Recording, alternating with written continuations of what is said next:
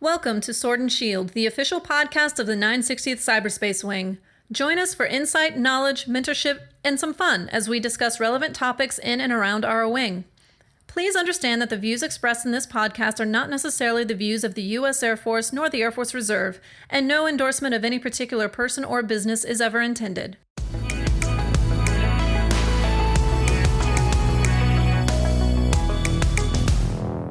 Welcome to another episode of the Sword and Shield.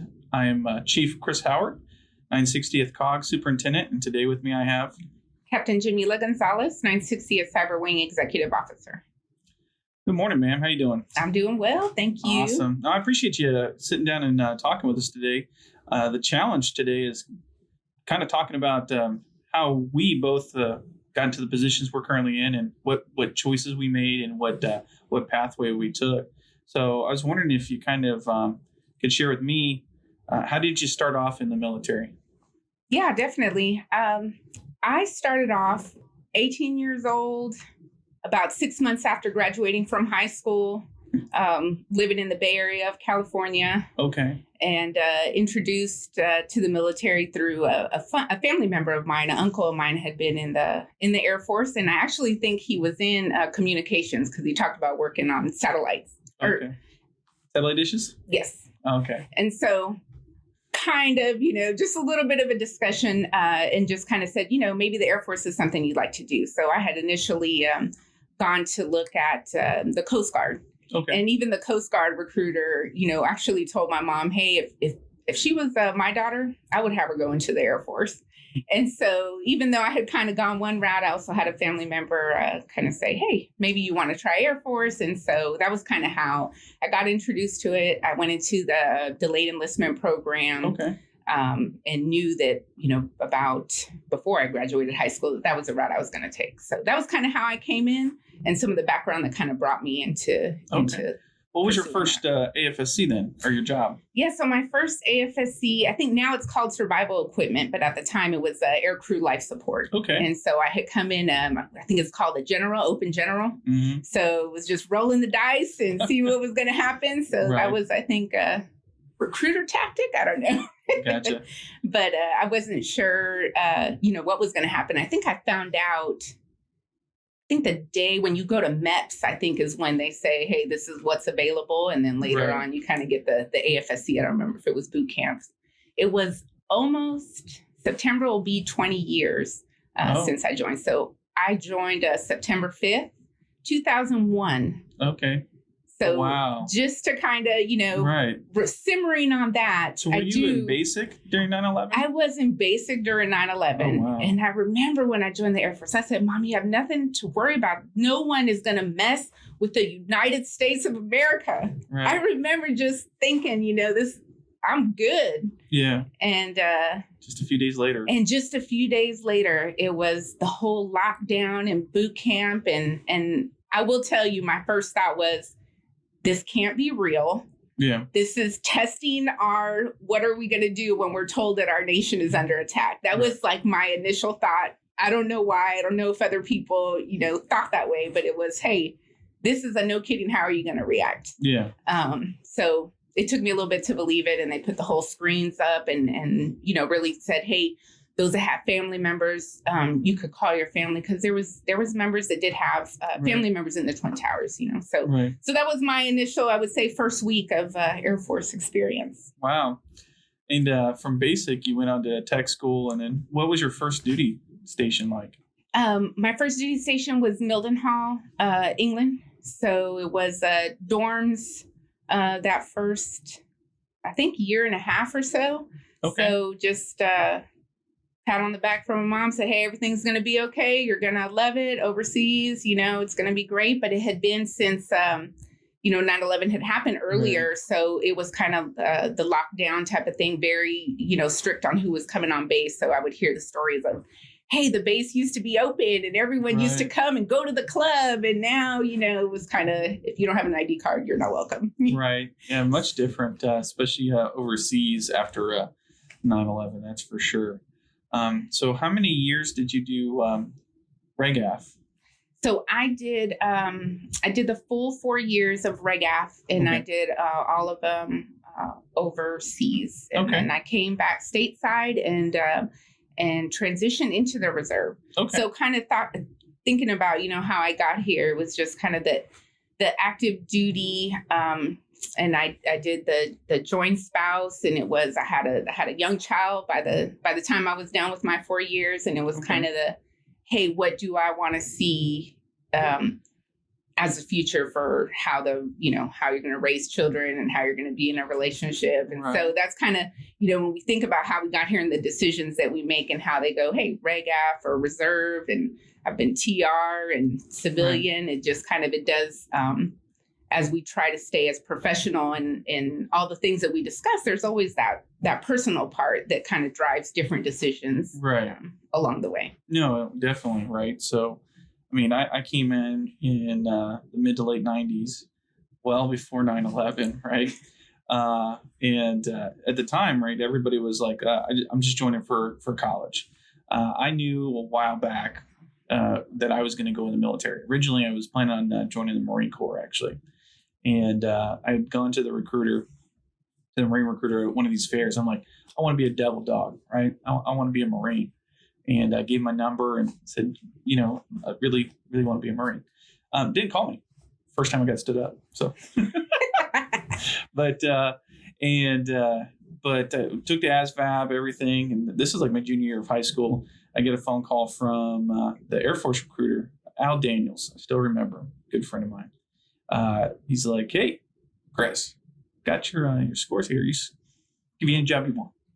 Really? Okay, so I ran right down there, right? And I signed up that day, and I had to get parent approval because I was underage, and so I got my mom to sign pretty quick, and then I called my dad. And Dad's like, "Are you sure?" I was like, "All right." That was the conversation, right? The parents are like, "Here, you got a plan, go forth." And I was in delayed entry for a little over a year. Of course, they had to change some dates to align, right? Because you can only be in the DEP program for a year. Actually helped out my recruiter on a number of times, was a DEP commander for a little bit. And then right after high school, jumped right into basic training.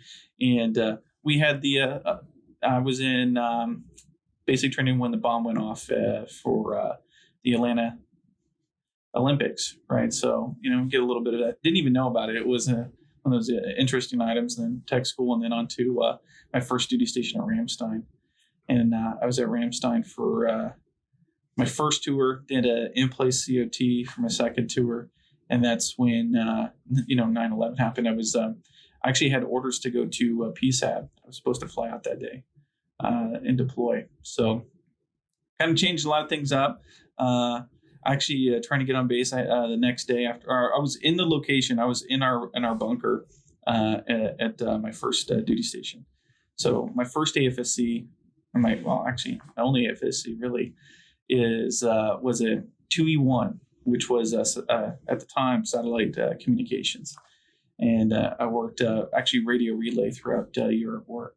And we had a secured building that we were in working at, and we were briefing I think it was a 2-star general when things were starting to go down. And we're watching the news, and we were actually, someone said, hey, something hit one of the towers. And we turned on the Fox News, and then we were actually standing there with the general when second hit. He's like, okay, this is not good.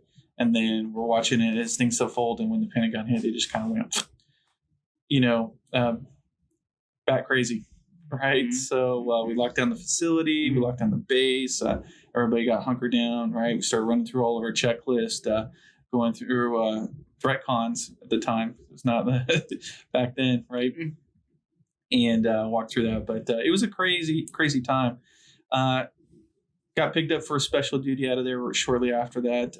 And then I moved on to flying as a special duty with my career field, which was pretty neat. Got to do a lot of crazy things. Post 9/11, we did a lot of different types of missions. And then picked up another job going into space systems, and then just kind of really fell in behind the green door for a while with that one. And then after about 6 years total of being gone, 190 days plus, I had to make the decision, right? So was going to, time I had a wife and kids, and I was going to lose them. So I had to make the change and make that adjustment to be go into the reserves. Yeah. So one of the things that you mentioned that got me thinking is just about education and how sometimes it kind of drives some of those decisions. I've definitely met and understood one of the benefits of education. So one of the things that I did do, when I was overseas and kind of got me to getting my degree was, hey, school was important coming up. It was one of the primary things that my mom always emphasized to me. Right. And so when I was in Mildenhall, I did my school. I was on the 10-year plan to a bachelor's, and I think it ended up being like a 5-year plan eventually to a master's. But it was definitely living life, doing those transitions, active duty to reserve, TR, art, straight civilian, but always looking at that education. What was the next step? What things did I have to manage and balance in my life? A kid, a family, a career, an education. And so you just kind of got me thinking well, how did I get where I am? Well, one of the steps was, even though I was the 10-year plan to the bachelor's, when I got it, when the opportunity presented itself to consider, do I do the AFOQT? Right. Do I start again? And, I was on a path where I was full-time employed as an Air Reserve technician, and just kind of those decisions of what sacrifices am I going to have to make in my career to maybe pursue another option. Right. Well, I was kind of hoping you could walk us through. So you came off of RegAF, you decided to go in the reserves. What was that first reserve assignment like? Yeah, so I came out and I met with a recruiter. I went first a short time IRR. Okay. Just trying to think sometimes when you have a small, a new family and, what is that going to look like? So went into the recruiter and cross-trained into education and training. Okay. And got a unit out in Moreno Valley and was living in Las Vegas. And they used to do a rotator that would take you out there.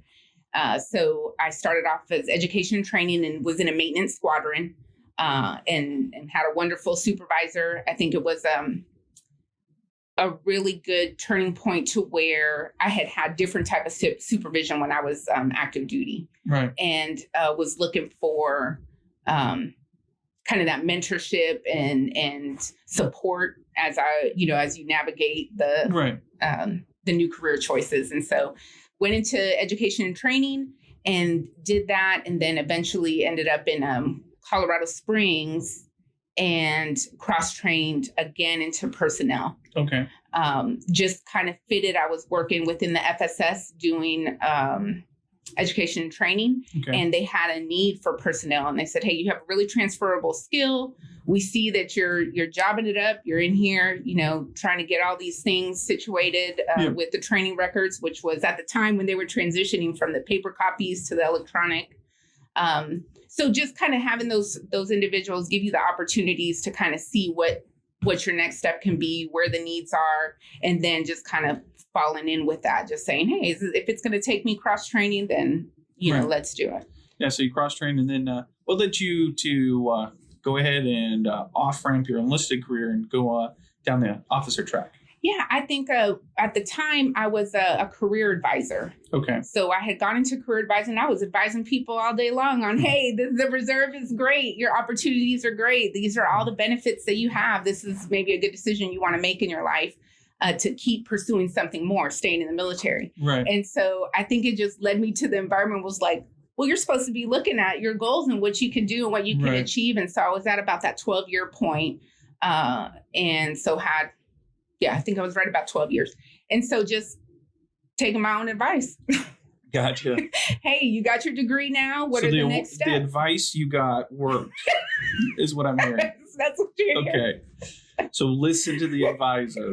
Listen to the advisors. Okay. Yeah. Listen to the people that are, guiding you and saying, hey, take that next step. Sometimes it's going to be, maybe from a full time to TR. And just, I guess it's one of the things that has always made me an advocate for the reserve is that you can really balance your life and kind of go these different statuses to really suit maybe the changes that are going on in your personal, professional. Right. No. Now, when I transitioned off of RegAF and I was lucky enough that the personal network helped me find a reserve job. It was actually my active duty commander called a reserve commander he knew and said, "You need to take this guy like tomorrow." So that's what got me into the reserve unit that I started off with, which helped out a lot. And I was going to school full time, and then I started building my own business while doing that, and kept me going. But I was asked to be a first sergeant, so I was a first sergeant for a few years, and then after a few more things going on in my personal life, I found an opportunity opened up for the AGR program. So I took off the diamond, went into an AGR position as a flight chief, and worked my way up all the way to squadron superintendent before in that unit before coming down here to Texas and finding another squadron superintendent where I was asked to consider being a group superintendent. Well, there you go, right? Mm-hmm. So, but I wanted to kind of flesh out the point I think you were making with the cross training and the different jobs, right? So it wasn't necessarily each position was always what led us there, right? It was the professionalism, it was the ability, and the additional duties that were put on us that we constantly proved our worth, right? Improved our capability so that we're given more opportunity. And each one of those opportunities led to one more opportunity, which follows the next opportunity to success. Where the rumor is that Chief Bischoff kicked you in the backside to get you to apply for the officer position. Is that true? Yes, I would say the other portion too, right? So while I was career advising, when we talk about dual hatting, like you're currently doing, right.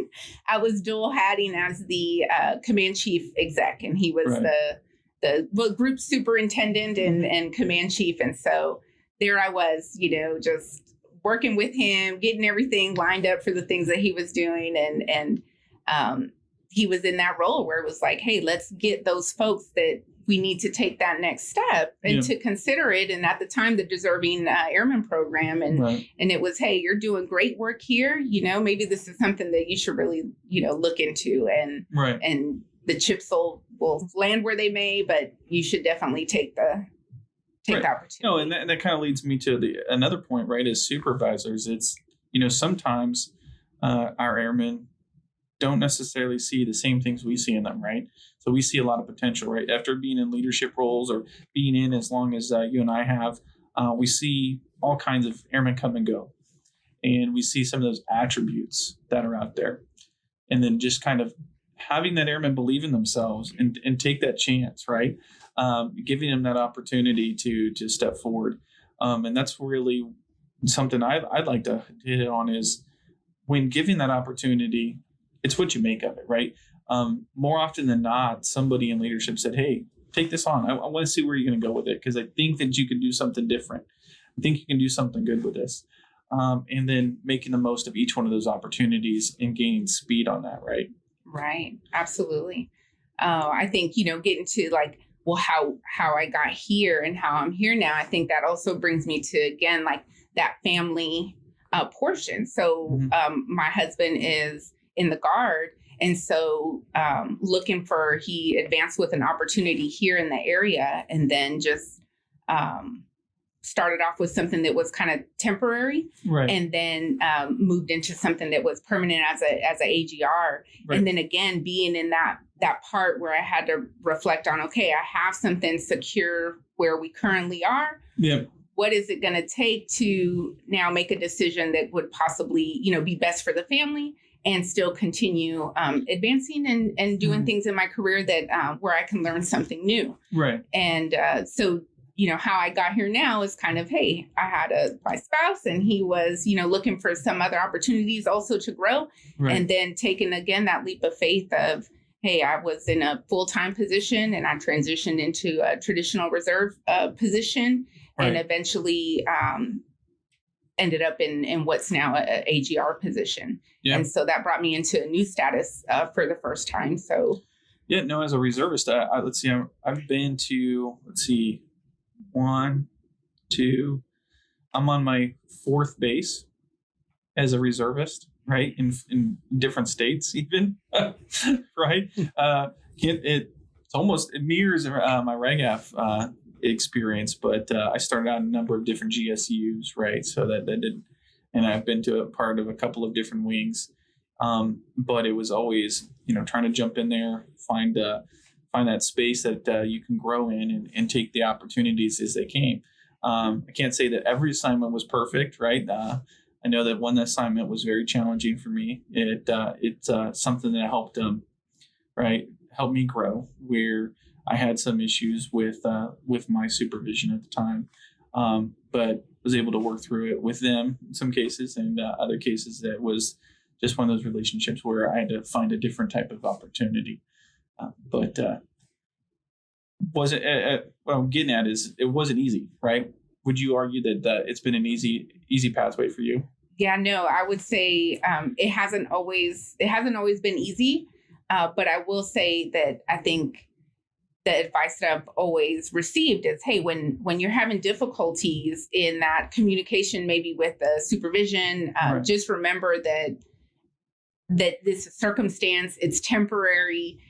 Don't lose sight of the goals that, you're trying to accomplish. Let's say, Right. the work is challenging or the leadership is challenging. This position has presented, many, many challenges that I never expected, Right.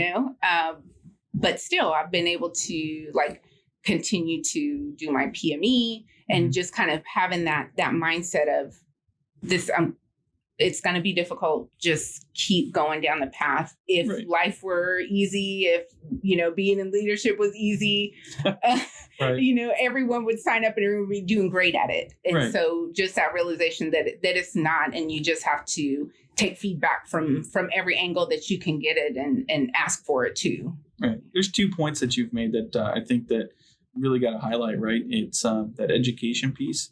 And then when you're talking about the PME piece, right? Both of those points go to when you have the time and you have the capability, set yourself forward, right? Go ahead and knock these things out, right? Anytime when it comes to promotion, being promotion ready, it's what's the paperwork look like, right? It's the boxes that have to be checked. Are you up to date in your education for PME? Are you up to date with your skill level? Are you up to date with your career? Are you ready to go? And then on top of that, the opportunities we discussed, are you making the most of those opportunities? Are you showing that you're capable? Are you exuding those attributes required for promotion and required for the next opportunity, right? Not that you're box checking, not that you're hunting for rank or anything like that, but are you making the most of the opportunities? Are you setting yourself up for success? Do you have everything knocked out? Because you could be killing it, right, and not have a mandatory item marked off for being ready for promotion. So those things matter too, right? Known a couple of individuals who were great at the job, but just didn't hit all the marks because they didn't have everything done, and that slowed them down or made them miss an opportunity. So always be ready for the opportunity and take the most of it. You never know where it's going to lead. I know when I came in the reserves, I was like, look, I'm going to make master. And that's a big thing, right? So a lot of my mentors at that time had just, retired right at master. I was like, so that's a benchmark, right?